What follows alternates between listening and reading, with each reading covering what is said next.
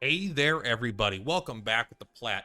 We're going to do a video showing you how to make money. This might be more viable if you are in hard mode, as I don't get any money drops from fights, and I don't know if you guys have money problems, but I, in hard mode, have money problems. So I'm going to show you how you can make about 100,000 and just about, honestly, this took me under 5 minutes. It took me 3 random encounters to make this much money. So I'm going to show you how to do it, but really quick before we jump into it, boom! Thank you to my members and to my supporters. If you want to get shout outs, get highlighted comments, get emojis, things like that in the YouTube section, and get a role in the Discord, yeah, consider throwing me a couple bucks. It really appreciates it. These videos have been doing remarkably well as well, so I'm very grateful for all the support, and if you just watch, that's cool. Thank you very much. So let's jump into it. How do we make this much money? I'm going to show you how we make this much money. There might be a better grind, but we're not going to worry about it. This is plenty, for me at least, at this stage. But I'm going to show you kind of, there's an interesting thing about this too that I could show you. Oh no, I'm selling unknown coins. Why? I'll show you in a second here. This is a min-max thing. So the only prerequisite is that you have recruited CJ. And you don't even have to recruit CJ. You have to be able to recruit CJ. Let's see if she's in my party. Who is CJ? Let me go to the inn. I wanted to show you all of that first. So let's go to the inn and we will get her in our party. So in order to get CJ, you need to have 2 other characters unlocked. So this is not a super early game thing, but you don't need that much money early game. It is a mid game thing. So let's take a look at the Siegester here. Here's CJ. So she has basically, you're going to have to solve some puzzles and do her mission. You don't actually have to do her mission, but you do need to get to the mission where you can recruit CJ in order to get into the area we're going to go. And so to get CJ, you need to be able to get Garu, and I think, you know, you're going to get him through story progress. And the only other one you need to get is the Stamp Girl. The Stamp Girl is, I think she's a support only. No, she's a combat, right? I don't know. Her Isha. And you get her, and basically she's going to send you on a couple easy missions. I think you can get her relatively easy, because I recruited her. She's at level 27. Most of the characters I recruited are a higher level. So, as far as guides to how to recruit these characters, I would just Google it. But basically, she's in the Fountain City. You can get her from doing a couple stamp quests. She's on the right side by a fountain, talking to a little girl. She'll have you do 3 things. She'll join you.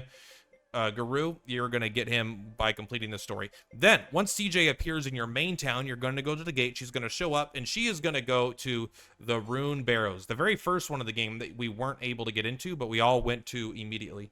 I love, oh, my cursor is not being captured. That's awesome. So, we're going to go to the first town in the game. I should have changed my characters around, by the way, so I could run faster, but whatever. I was grinding experience for some of my low-level characters I wanted to check out. But you can see here, we come to the map, and we go to this Rune Barrows here. So these Rune Barrows are very important for 2 reasons. 1, these are the enemies we're going to be fighting. And 2, in here, one of the items you can get is the Super Lucky Badge. So you want to get the Super Lucky Badge, and then you want to use the regular Lucky Badge. Now, as far as where you get the regular Lucky Badge, I honestly don't remember where you get this one. But the Super Lucky Badge is acquired in these ruins themselves, and I don't know if they stack, but let's just assume that they do, because it's been working really well. So there's even a nice comfy save point in here. All right, so once you're here, you're just gonna run into a combat, basically.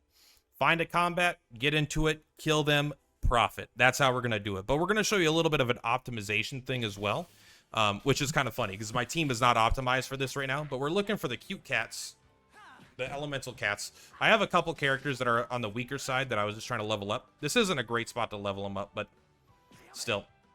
If you want to bring like magic and stuff to do AoE, you can min-max this faster, but I typically, like, when I do this, which has only been a couple times, I mean, I was watching YouTube and I was just running around trying to level up some characters, so I wasn't super concerned with like gold per minute, but I did make, I think it was 3 combats and I made 100,000 gold.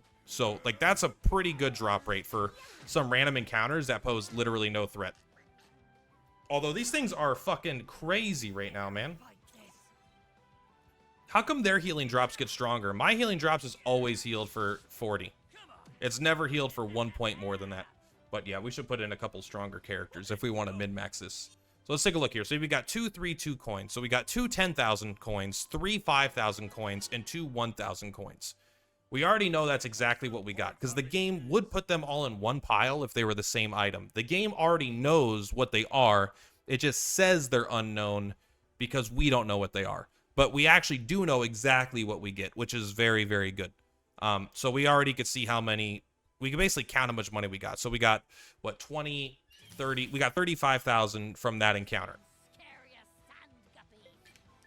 And we don't care about our character. These characters aren't doing that much damage. We're not too concerned. I was really excited for this muscle mage. I thought maybe he'd be fucking legit. I don't know. His attack seems a little, it's high, but I don't think it's high enough to replace my A squad, basically. I think he'll be a strong B squatter. Don't worry about it. Also, I mean, flawless defense is really good, though, but it's become less good over the course of the combat. All right, so combat number 2, we got another 10,000, 50. So we should have 3 $10,000 coins, right? It's 3 or 4, something like that. So let's just, that was 2 encounters, all right? That was literally 2 encounters. So let's go ahead and leave. And we'll see exactly how much money we made in 2 encounters. So counting it ahead of time is not that important. Sorry, I can't teleport here.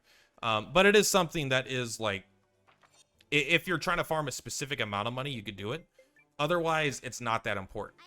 But let's say you're looking for potentially super efficiency. I don't know if it's super efficient, but this is something that I noticed, all right? You don't need, especially because the first time I did this, I did it till I had, what, my backpack is 60. I think it was 70. I think I had like the backpack guy with me or something, and I had my whole backpack full of coins. And so I didn't want to appraise the 1,000 coins. I didn't care, right? So if I appraise this one, this is going to be 1,000.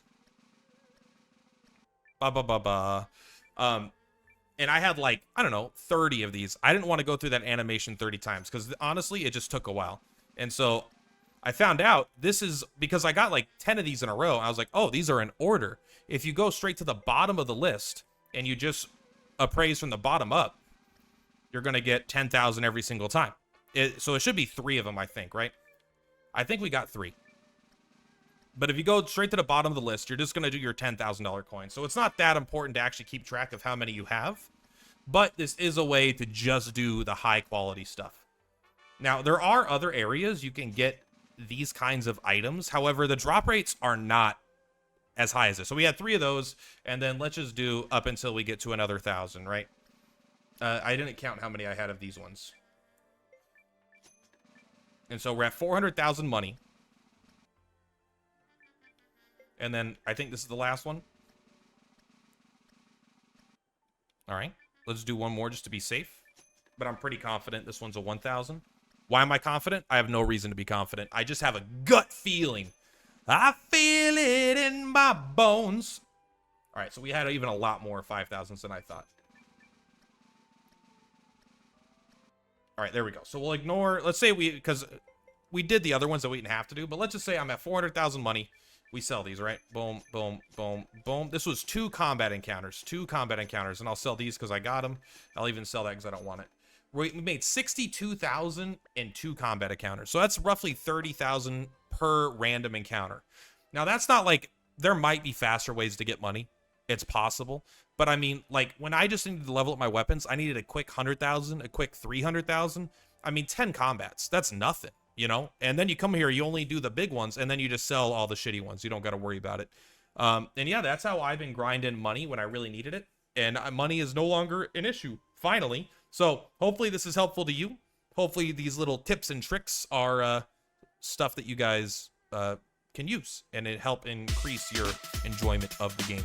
Anyway, that's all for today. Much love. For Purplatypus, I'll see you on the flip-flops. Bye!